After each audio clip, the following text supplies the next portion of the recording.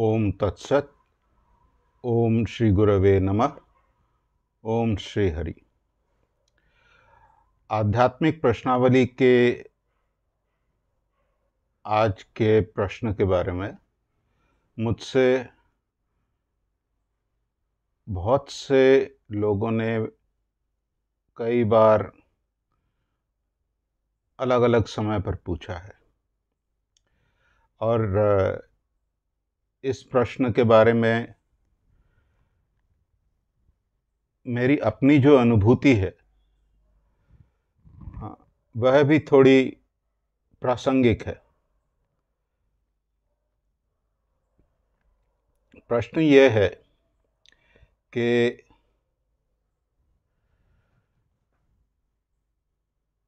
आध्यात्मिक ज्ञान पाने के लिए हमें गुरु की आवश्यकता क्यों पड़ती है? गुरु कौन है? गुरु क्या करते हैं? सद्गुरु कौन है? सद्गुरु को पहचाना कैसे जाए? कैसे समझा जाए कि ये यथार्थ सद्गुरु हैं? तो आज गुरु के प्रसंग में कुछ चर्चा करेंगे। देखिए, साधारण भाषा में अगर बोला जाए, जिससे भी हमें कुछ सीखने को मिले, कोई शिक्षा मिले, कोई हुनर मिले, उसे हम गुरु मानते हैं। जीव के प्रथम गुरु उसके माता पिता होते हैं। फिर वो जब विद्या अर्जन करने के लिए स्कूल में भर्ती होता है तो उसके अध्यापक, उसके टीचर, कॉलेज में उसके प्रोफेसर, वे गुरु होते हैं। फिर मान लीजिए आपने गाड़ी सीखनी है, चलानी, तो जो आपको गाड़ी चलाना सिखाता है वो आपका गुरु हो गया उस विषय में। जिससे खाना बनाना सीखा वो उस विषय में आपका गुरु हो गया। कहने का मतलब यह, जिससे किसी न किसी प्रकार का ज्ञान प्राप्त किया जाए वही गुरु हो जाता है। किसी प्रकार की शिक्षा अगर किसी से मिले तो जिससे वह शिक्षा मिल रही है वह उस विषय में गुरु हो जाता है। आध्यात्मिक जगत में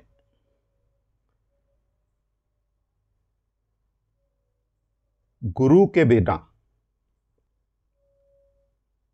साधन भजन करना, भगवान की आराधना करना, उनकी उपासना करना, उनको पाने का प्रयास करना, इसका फल तो होता है पर सीमित होता है।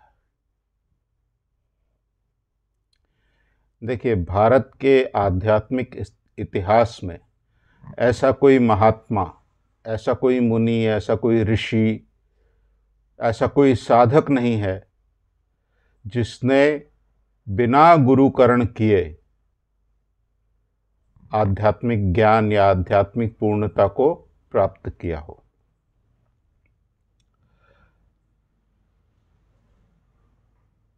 जो लोग स्वयं से भगवान की आराधना पूजा करते हैं, उनका साधन भजन करते हैं, मंत्र तो किताबों में लिखे ही मिलते ही हैं। तो आपने मान लीजिए ओम नमः शिवाय या ओम नमो भगवते वासुदेवाय का मंत्र जो है स्वयं से जाप करना शुरू कर दिया, इसका फल अवश्य होगा, क्योंकि भगवान का नाम लेना कभी व्यर्थ नहीं होता। फल अवश्य होगा, लेकिन जीव की जो सर्वश्रेष्ठ गति है, आध्यात्मिक पूर्णता प्राप्त करना, आध्यात्मिक ज्ञान को लाभ करना, अपने स्वरूप को जानना, भगवान का दर्शन करना, मुक्ति पाना, मोक्ष पाना, आप कुछ भी उसको नाम दीजिए, वो आपको नहीं मिलेगा। उसके लिए सद्गुरु का आश्रय लेना, उनसे यथारीति दीक्षा ग्रहण करना और उसके बाद उनके दिए गए मंत्र का जाप करना, दृढ़तापूर्वक जाप करना,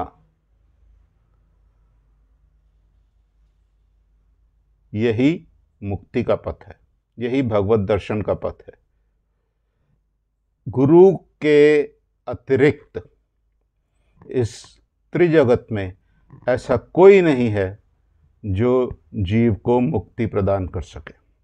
आध्यात्मिक ज्ञान जो है वो सर्वश्रेष्ठ ज्ञान माना गया है, क्योंकि इस ज्ञान को प्राप्त करने के बाद अन्य किसी प्रकार के ज्ञान को पाने की आवश्यकता नहीं रहती। जब हमें साधारण विषयों में गुरु की आवश्यकता पड़ती है, ABC का ख ग 1 2 3 सीखने के लिए हमें गुरु की आवश्यकता पड़ती है, तो भगवान का ज्ञान प्राप्त करने के लिए गुरु की आवश्यकता नहीं होगी, यह मानना अनुचित है, मूर्खता भी है कुछ हद तक।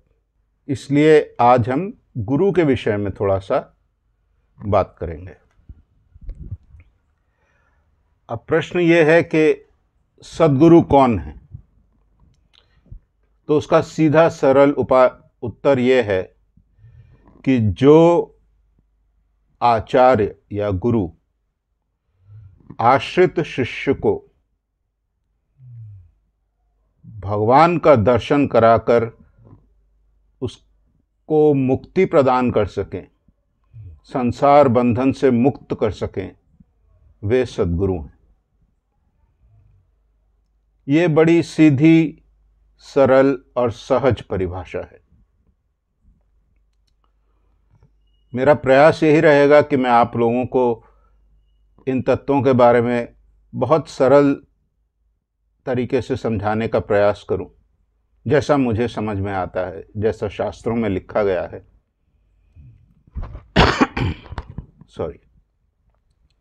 शास्त्रों में जिस प्रकार वर्णन है, शास्त्रों में अगिनत श्लोक हैं, असंख्य श्लोक हैं जिन्हें आप पढ़कर गुरु की महिमा को जान सकते हैं। एक तो संपूर्ण शास्त्र जिसका नाम है गुरु गीता, वो तो गुरु के महात्म्य के विषय में प्रधान शास्त्र है। भगवान शिव ने देवी पार्वती को गुरु के विषय में, गुरु की महानता के विषय में समझाने के लिए यह शास्त्र उनसे कहा था। लेकिन हम लोग साधारण भाषा में बात करने का प्रयास करेंगे, साधारण भाषा में इस विषय पर चर्चा करने का प्रयास करेंगे।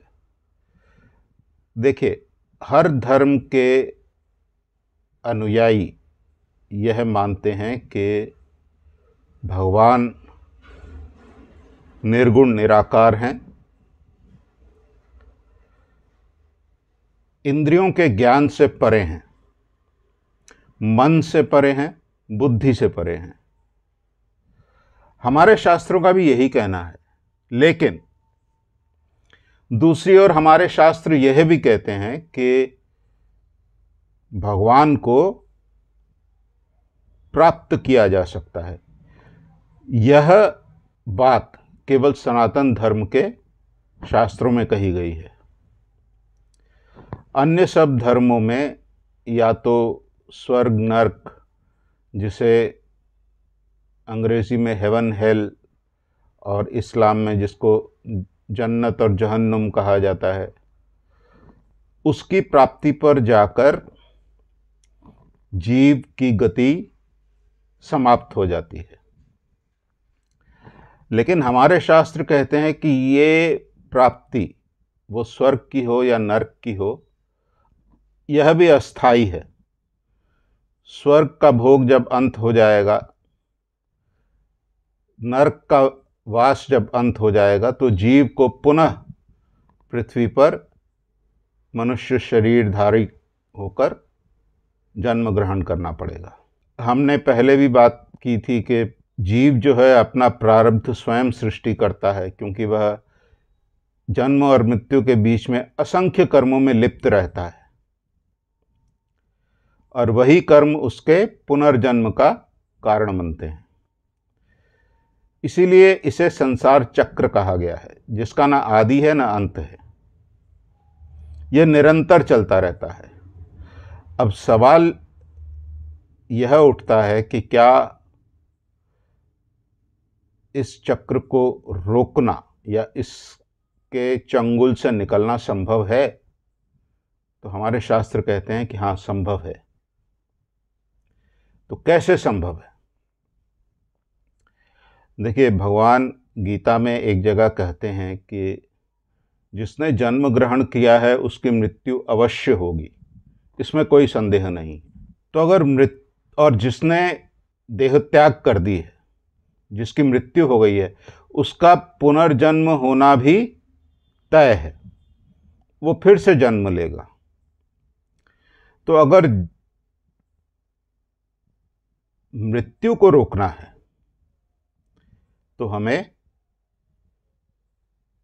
जन्म को रोकना पड़ेगा, जिससे पुनर्जन्म ना हो। अगर जन्म नहीं होगा तो मृत्यु नहीं होगी, अगर मृत्यु नहीं होगी तो पुनर्जन्म नहीं होगा। तो अगर ऐसा कोई उपाय हो जिसके द्वारा हमारा पृथ्वी पर जन्म लेना बंद हो जाए, उसका अंत हो जाए, तो समस्या मिट जाती है। अब ये जन्म लेना बंद कैसे होगा? यही उपाय सद्गुरु बतलाते हैं। तो सद्गुरु कौन है? जिनकी कृपा से, जिनका आश्रय लेने पर जीव का पृथ्वी पर पुनर्जन्म नहीं होता और वो भगवत दर्शन करके मुक्त हो जाता है, वही सद्गुरु हैं। सद्गुरु की पहचान क्या है? कैसे जाना जाए कि कोई यथार्थ सद्गुरु है कि नहीं? तो मेरे परदादा गुरुजी एक जगह कहते हैं कि सद्गुरु के 3 लक्षण हैं। 3। वो कहते हैं कि पहला लक्षण तो यह है कि वे संप्रदाय भुक्त होने चाहिए। संप्रदाय भुक्त मतलब परंपरा रूप से आदिकाल से आध्यात्मिक ज्ञान वितरण करने के लिए जो परंपरा चली आ रही है, गुरु और शिष्य के माध्यम से जिसका पृथ्वी पर प्रवर्तन होता है, उस परंपरा के वे स्वयं आश्रित हों। स्वयंभू गुरु ना हो। स्वयंभू गुरु का मतलब क्या? मैंने थोड़ा सा साधन भजन कर लिया, मुझे थोड़ी सी विभूति लाभ हो गई और मैंने प्रचार कर दिया कि बस अब जो है, जो मेरे पास आएगा मैं उसे मुक्त कर दूंगा। देखिए, साधन भजन करके विभूति लाभ करना अपितु सरल है, लेकिन साधन भजन करके भगवान का दर्शन करना गुरु की कृपा के बगैर असंभव है।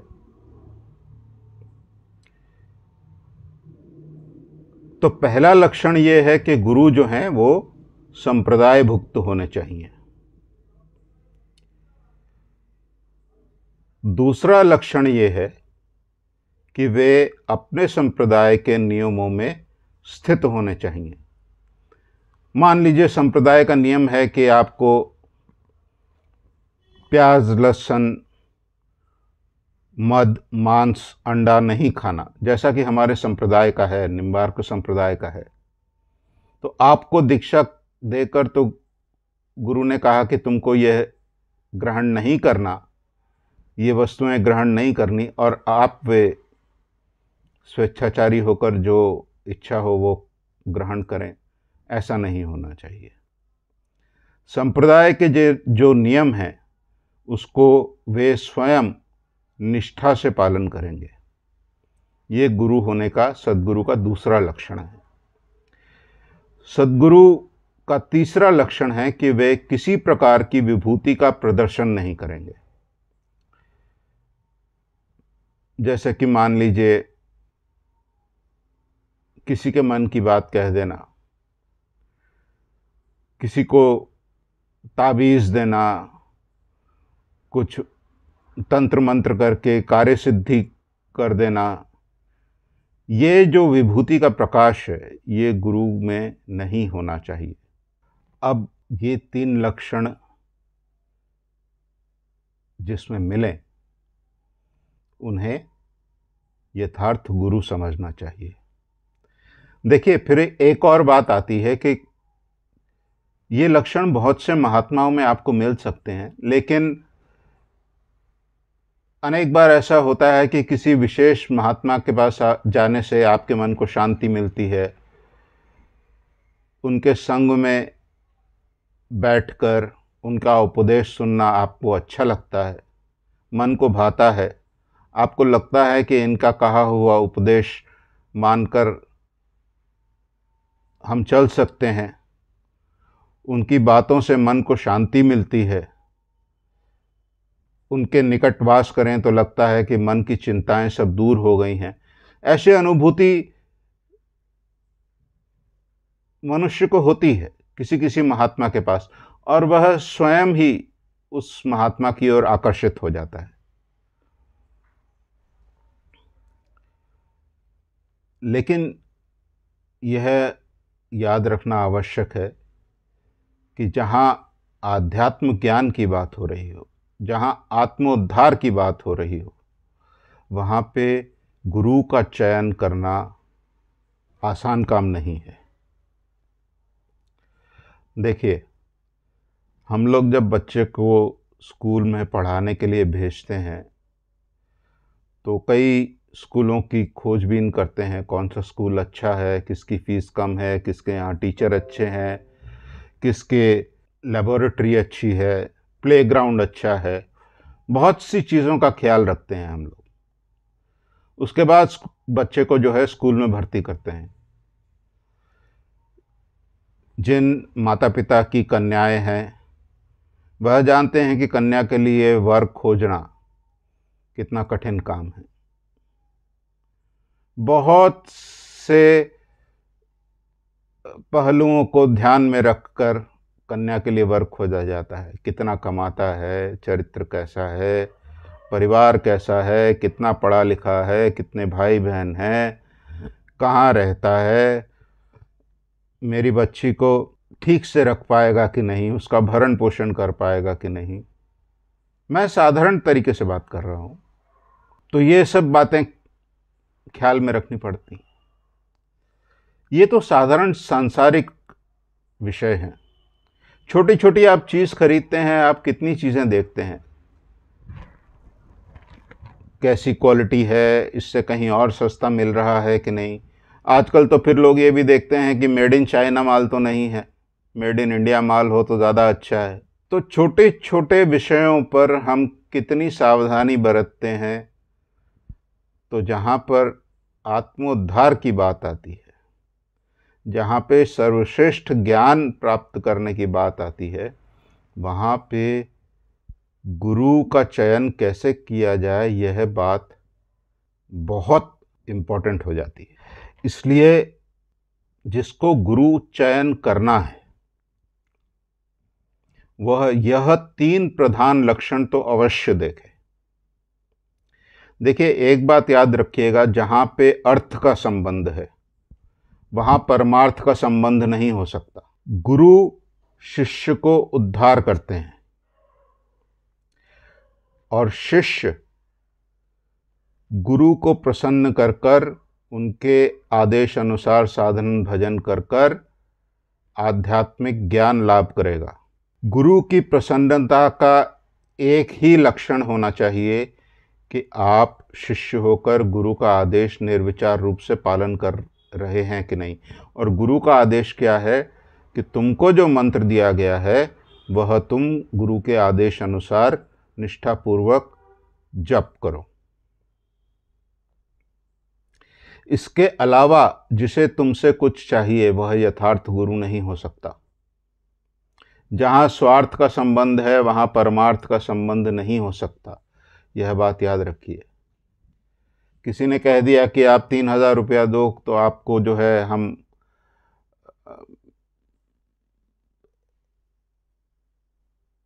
मेडिटेशन करने का एक तरीका सिखा देंगे और आप जो है 1 हफ्ते में आप सिद्ध हो जाओगे, तो ये बात मानना मूर्खता है। इसलिए जहाँ पे स्वार्थ का संबंध है वहाँ परमार्थ का संबंध नहीं होगा, ये बात याद रखिएगा। जिससे आपको कुछ चाहिए उसके साथ आपका किसी न किसी प्रकार का स्वार्थ का संबंध है। ये शिष्य का भी एक प्रकार से अगर सोचा जाए तो कुछ न कुछ स्वार्थ रहता है। स्वार्थ ये है कि मुझे आध्यात्मिक ज्ञान लाभ करना है, मुझे भगवान का दर्शन प्राप्त करना है, यह शिष्य का स्वार्थ है। लेकिन यहाँ स्व का अर्थ देह नहीं है, यहाँ स्व का अर्थ है आत्मा। आत्मा के उद्धार के लिए मुझे गुरु चाहिए, देह की सुख के लिए नहीं चाहिए। देह संबंधित सुख के लिए गुरु नहीं करना है। गुरु करने से मेरा संसार सुखी हो जाएगा, मैं धन संपन्न हो जाऊंगा, मेरी नौकरी अच्छी लग जाएगी, मेरे बच्चे अच्छी पढ़ाई करेंगे, मेरे बच्चे नाती पोते सब सुखी रहेंगे। यह सोचकर जो गुरु करेगा उसके भाग्य में दुख आएगा ही आएगा। इसलिए गुरु अगर करना है तो परमार्थ लाभ के लिए करना है।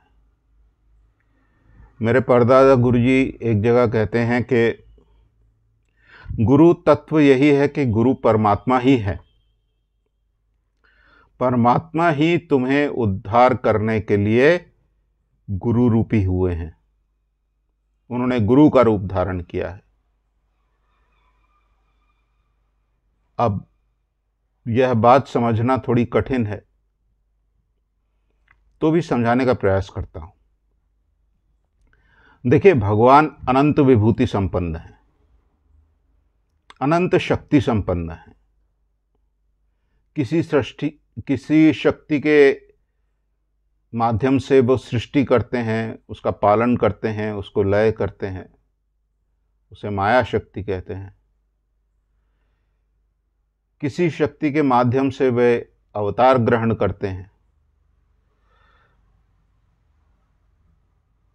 और यह जगत का जो है ये उनकी शक्ति का ही प्रकाश है, उनकी माया शक्ति का ही प्रकाश है।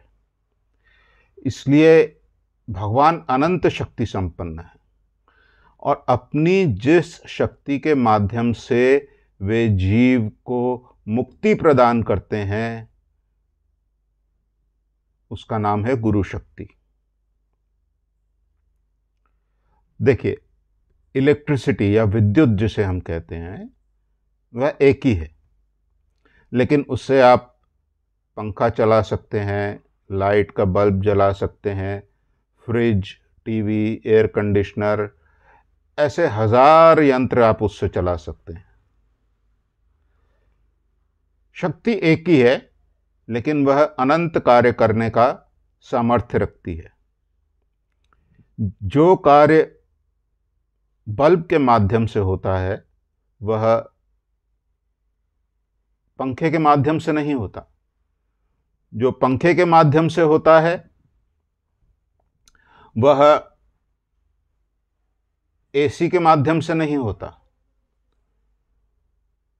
या फ्रिज के माध्यम से नहीं होता, या टीवी के माध्यम से नहीं होता।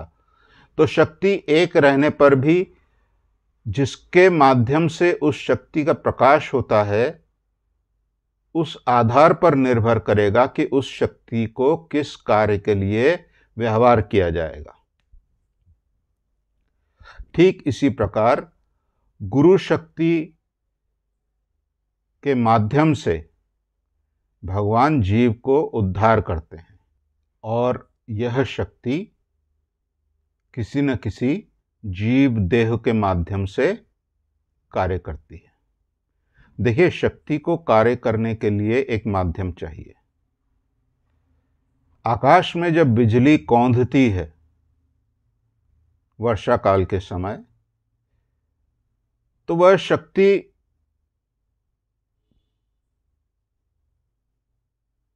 एक प्रकार से व्यर्थ होती है। क्योंकि उससे कार्य कुछ नहीं हो सकता।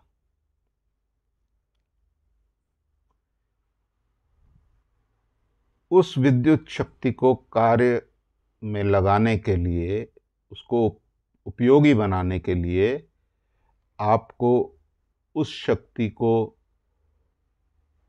किसी माध्यम से व्यवहार करना पड़ता है। जैसे बिजली की तार होती है।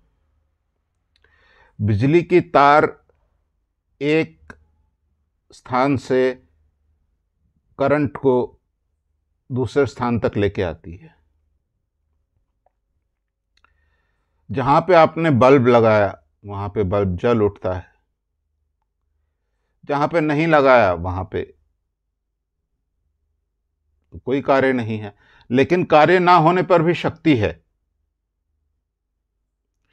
इसी तरह गुरु की जो देह है वो मान लो बल्ब के समान है, जिसके माध्यम से गुरु शक्ति प्रकाशित होती है, कार्य करती है। और बल्ब फ्यूज हो जाने पर हम क्या करते हैं? दूसरा बल्ब लगा लेते हैं।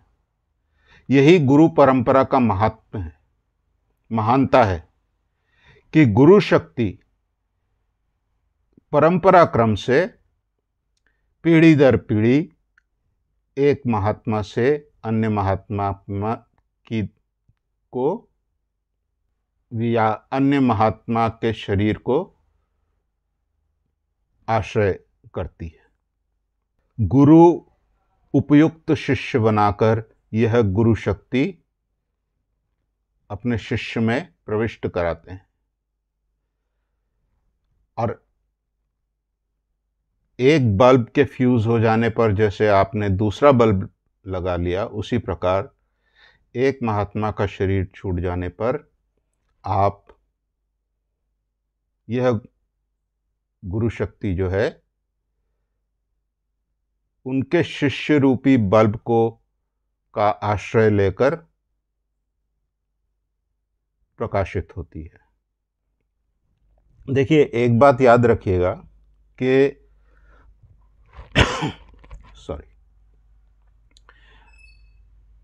गुरु माध्यम नहीं है भगवान तक पहुंचने के लिए, भगवान का दर्शन करने के लिए। भगवान ही गुरु का रूप धारण करते हैं। यो गुरु सह हरि स्वयं। जो गुरु है वह स्वयं हरि ही हैं।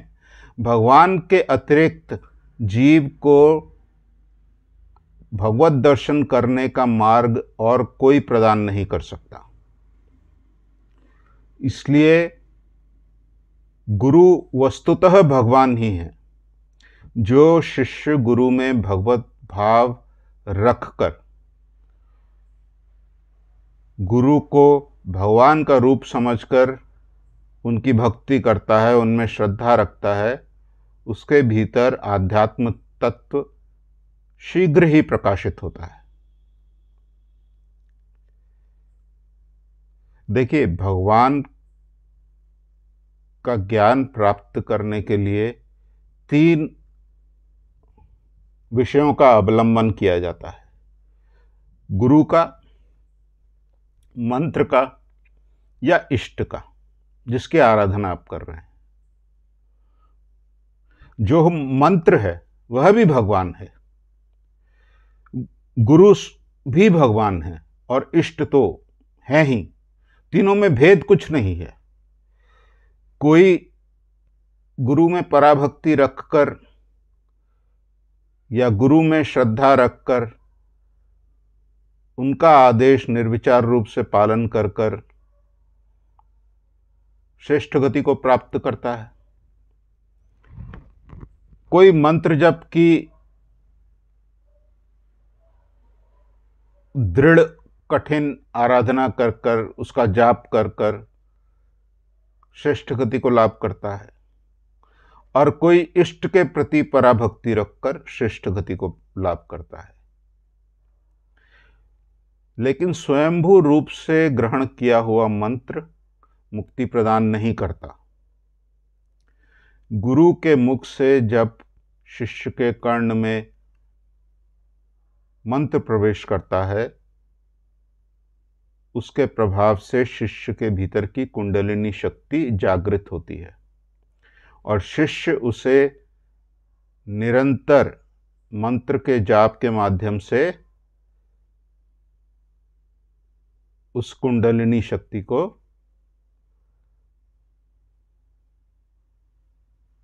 ऊर्ध्वमुखी करता है, ऊपर की ओर ले जाता है।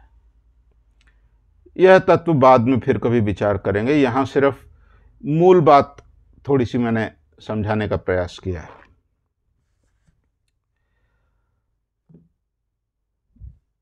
इसलिए गुरु का होना अति आवश्यक है, यह बात याद रखें। गुरु कैसे चयन करना है? 3 प्रधान लक्षण हैं। वे परंपरा भुक्त होने चाहिए, अपने संप्रदाय के नियमों में उनकी अपनी निष्ठा होनी चाहिए, वे निष्ठा से अपने संप्रदाय के नियमों का पालन करें, आपको यह देखना है। और वे किसी प्रकार का विभूति का प्रकाश ना करें। आपके मन की बात बोल दी। देखिए, कई बार गुरुजी इच्छा करके विभूति का प्रकाश करते हैं, वो शिष्य के कल्याण के लिए करते हैं, लेकिन ऐसा नहीं कि आपको इम्प्रेस करने के लिए। कोई अगर विभूति का प्रकाश करे तो वह ठीक नहीं है। उससे मन में थोड़ी देर के लिए तो एक श्रद्धा का भाव आता है, लेकिन वो स्थायी होता नहीं है। जिसको मोक्ष चाहिए, जिसको मुक्ति चाहिए, जिसको भगवत ज्ञान चाहिए, जिसको भगवान का दर्शन करना है, उसके लिए सद्गुरु का आश्रय लेना अति आवश्यक है। इसके अलावा उपाय नहीं है। जिसने गुरु का आश्रय ले लिया है, उसके लिए आवश्यक है कि वो गुरु के आदेश को निर्विचार रूप से पालन करे। लोग यह समझते हैं कि गुरु के आदेश को निर्विचार रूप से पालन करने का अर्थ है कि अब तो गुरुजी कहेंगे कि भाई सर के बल खड़े हो जाओ, पैर ऊपर करो और इस प्रकार से आराधना करो, या ये करो वो करो। नहीं, यथार्थ सद्गुरु जो हैं वो शिष्य को प्रधानतः एक ही उपदेश देंगे। तुम्हें अपना मंत्र का जप निष्ठापूर्वक जैसे मैं कह रहा हूं वैसे करना है। इसके अतिरिक्त अगर तुम कुछ करते हो वो करो, उसमें कोई आपत्ति नहीं है, लेकिन यह अवश्य करना है। देखिए, आपने कई लोगों को देखा होगा, घर में गोपाल रखते हैं, उनकी सेवा पूजा करते हैं, आरती करते हैं, भोग लगाते हैं। ठीक है, बहुत अच्छी बात है।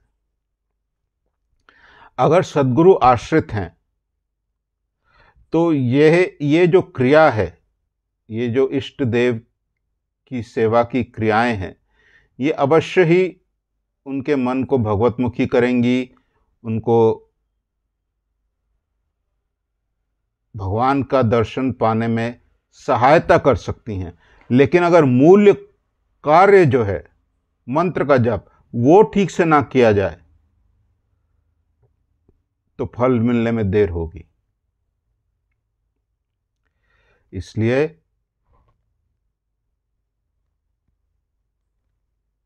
गुरु का आदेश निर्विचार रूप से पालन करने का अर्थ है गुरु ने जो मंत्र दिया है उसे जिस प्रकार उन्होंने कहा है उसका जाप करना।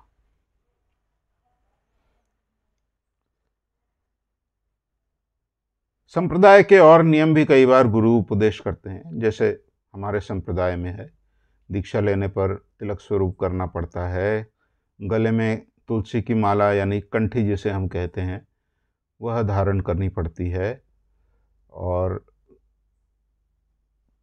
आहार का कुछ कुछ नियम है, जैसे दीक्षा ग्रहण करने पर आपको मांस, मध, प्याज, लहसुन और अंडा यह त्याग देना पड़ता है। तो ये कुछ कुछ उपदेश हैं और ये भी उतने ही आवश्यक हैं, इसमें कोई संदेह नहीं। लेकिन प्रधान उपदेश क्या है? गुरु के दिए हुए मंत्र का दृढ़तापूर्वक जाप करना। अब कोई पूछे कि भाई केवल इतना करने से ही हम मुक्त हो जाएंगे, तो उसका उत्तर यह है हाँ, कलिकाल में यही भगवान का नियम है। पूरा काल की तरह कलिकाल का जीव हजारों वर्ष तक तपस्या नहीं कर सकता। अनाहार रहकर, केवल जल पान कर कर, केवल वायु भक्षण कर कर वो तपस्या नहीं कर सकता, असंभव है। इसीलिए भगवान ने कृपा कर कर कलिकाल के जीव के लिए सद्गुरु का रूप धारण किया है। सद्गुरु के रूप में जीव को मुक्ति प्रदान करना, यही गुरु शक्ति का कार्य है। इसलिए जिनको मुक्ति चाहिए उनका सर्वप्रथम कार्य होना चाहिए सद्गुरु की शरण ग्रहण करना। जिन्होंने सद्गुरु की शरण ग्रहण कर ली है, भगवत कृपा से जिनको सद्गुरु का आश्रय मिल गया है, उनका कार्य होना चाहिए गुरु के आदेश को निर्विचार रूप से पालन करना। और वो आदेश क्या है? 2 वक्त निष्ठापूर्वक अपने मंत्र का जाप करना। इसके साथ साथ और बातें आ जाती हैं जो भगवत प्राप्ति के मार्ग में अति आवश्यक हैं, जैसे निष्काम कर्म करना। उसकी बात हम पहले कर चुके हैं। लेकिन निष्काम कर्म अपने आप में एक सीमा तक ले जा सकता है, उसके आगे नहीं। देखिए, मुझे अब उनका नाम तो याद नहीं है महात्मा का, लेकिन मैंने कहीं पढ़ा था कि एक महात्मा शिव जी के बहुत भक्त थे। बचपन से ही उनको शिव जी के प्रति बहुत आकर्षण था। वो घर संसार छोड़कर चले गए शिव जी की तपस्या करने के लिए, शिव जी का दर्शन पाने के लिए। बहुत वर्षों तक कठिन तपस्या करते, लेकिन शिव जी का दर्शन नहीं हुआ। बहुत निराश हो गए। तो एक दिन आकाशवाणी हुई, शिव जी ने उनसे कहा, देखो मैं तुम पर बहुत प्रसन्न हूँ, तुमने यथार्थ ही मुझे दर्शन के लिए बहुत कठिन तपस्या करी है, लेकिन मेरा नियम है कि कलिकाल में बिना सद्गुरु का आश्रय लिए तुम्हें मेरा दर्शन नहीं होगा।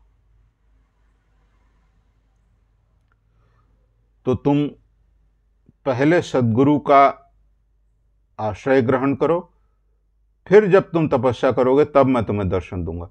तो महात्मा ने बहुत अधीर होकर कहा कि अब मैं गुरु कहाँ खोजूंगा, कौन मुझे दीक्षा देगा, ऐसा महात्मा कौन है? तो उन्होंने कहा, चिंता ना करो, यह व्यवस्था मैंने पहले ही कर रखी है, तुम्हें स्वयं गुरु आके दर्शन देंगे। भगवान की बात अंत होते होते तक महात्मा का ध्यान टूट गया। जब उनका ध्यान टूटा तो उन्होंने देखा कि उनके सामने एक विशाल शरीरधारी महात्मा खड़े हैं, सफेद दाढ़ी जटाधारी। तो उन्होंने कहा, वत्स, मैं शिव जी के आदेश से तुम्हें दीक्षा देने के लिए आया हूँ। उनकी प्रेरणा से ही मैं तुम्हारे तक पहुँचा हूँ। बस यही कार्य मेरा एक बाकी है, तुमको दीक्षा देकर मैं यह शरीर छोड़ दूंगा। तुम मुझसे दीक्षा ग्रहण करो, उसके बाद मेरे दिए हुए मंत्र का जाप करो, तुम जल्द ही पूर्ण सिद्धि लाभ करोगे। महात्मा को पहले ही शिव जी ने कह दिया था कि गुरु की व्यवस्था वे करेंगे। वैसा ही हुआ। उन्होंने उस जटाधारी महात्मा से मंत्र ग्रहण किया, दीक्षा ग्रहण करी। वे फिर तपस्या में बैठे और इस बार बहुत कम समय के बाद तपस्या करने पर ही उनको अपने इष्ट देव का दर्शन हो गया। मेरे परदादा गुरुजी के जीवन में भी एक बार ऐसा कुछ ऐसा ही हुआ था।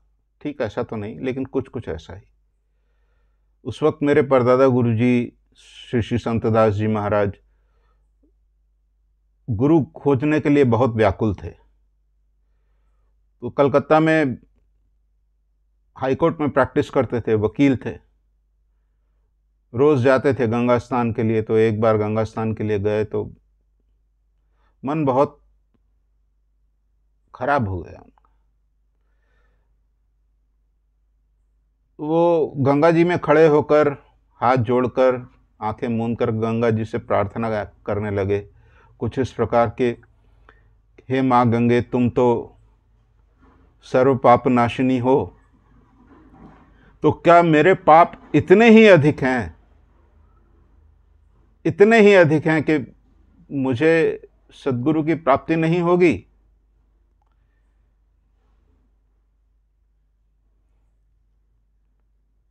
ये प्रार्थना करते करते अचानक से उन्होंने देखा कि उनके सामने, उनके आंखों के सामने का जो दृश्य था वो बदल गया।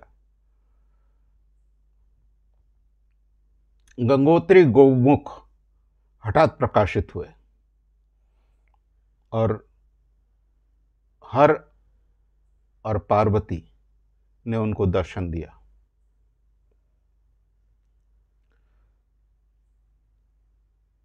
शिव जी ने कहा कि मैं तुम्हें एकाक्षरी मंत्र प्रदान करता हूं, इस मंत्र को जाप करो। इसको जप करने के प्रभाव से तुम्हें जल्द ही सद्गुरु प्राप्त होंगे। यह कहकर शिव जी और पार्वती जी अंतर्धान हो गए और फिर उनके आंखों के सामने गंगा जी का घाट आ गया। शिव जी का जैसा आदेश था, उन्होंने शिव जी के दिए हुए मंत्र को जाप करना शुरू कर दिया और कुछ ही दिनों बाद उन्हें हमारा ही संप्रदाय के महात्मा श्री श्री 108 स्वामी रामदास काठिया जी बाबा जी महाराज का दर्शन प्राप्त हुआ। फिर उन्होंने उनसे दीक्षा ग्रहण करी। बाद में एक बार बात करते हुए उन्होंने जब इस विषय का उल्लेख किया, इस घटना का उल्लेख किया, तो उन्होंने कहा कि मैं नहीं जानता कि शिवजी ने दर्शन देने के बाद भी स्वयं ही गुरु का स्थान क्यों नहीं लिया। मैं केवल इतना जानता हूं कि उन्होंने मुझे कहा कि तुम इस मंत्र का जाप करो, इस मंत्र का जाप करके तुम्हें गुरु का आश्रय मिलेगा।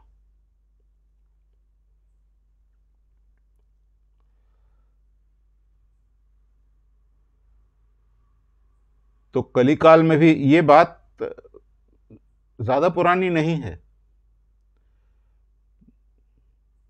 150 वर्ष पुरानी, शायद उतना भी नहीं होगा, 130-35 वर्ष पुरानी बात होगी। तो शिव जी स्वयं दर्शन देकर भी कहते हैं कि मैं तुम्हें जो मंत्र दे रहा हूं इसके प्रभाव से तुम्हें सद्गुरु की प्राप्ति होगी। तो जिसे मुक्ति चाहिए, मैं फिर से दोहरा रहा हूं, यह विषय बहुत गंभीर है, इसलिए इसी बात को बार बार दोहराना पड़ रहा है। जिसको मुक्ति चाहिए उसे सद्गुरु का आश्रय लेना चाहिए, सद्गुरु के चरणों में आत्मसमर्पण करके उनसे दीक्षा ग्रहण करनी चाहिए और वे जैसा आदेश करें उस प्रकार से साधन भजन करना चाहिए, उनके दिए हुए मंत्र का जाप करना चाहिए। याद रखिए, गुरु के अतिरिक्त, सद्गुरु के अतिरिक्त कलिकाल में जीव को मुक्ति प्रदान कोई नहीं कर सकता, इस त्रिजगत में कोई नहीं कर सकता। यही भगवान की व्यवस्था है कलिकाल के लिए।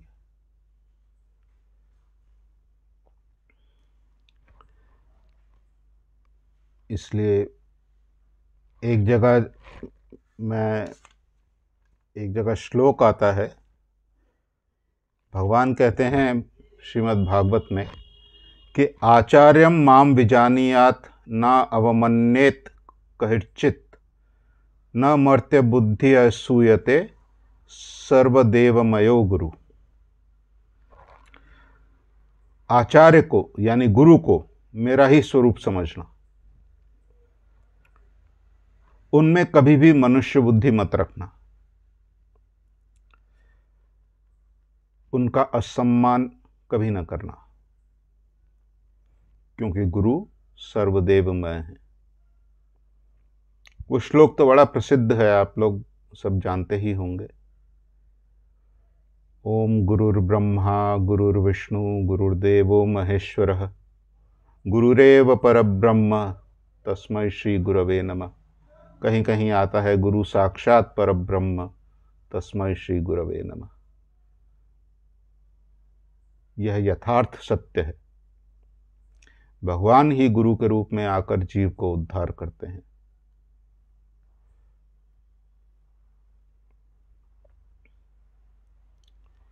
सागर से उठी हुई बूंद जिस प्रकार मेघ का रूप धारण करती है, फिर पृथ्वी पर पड़ती है, फिर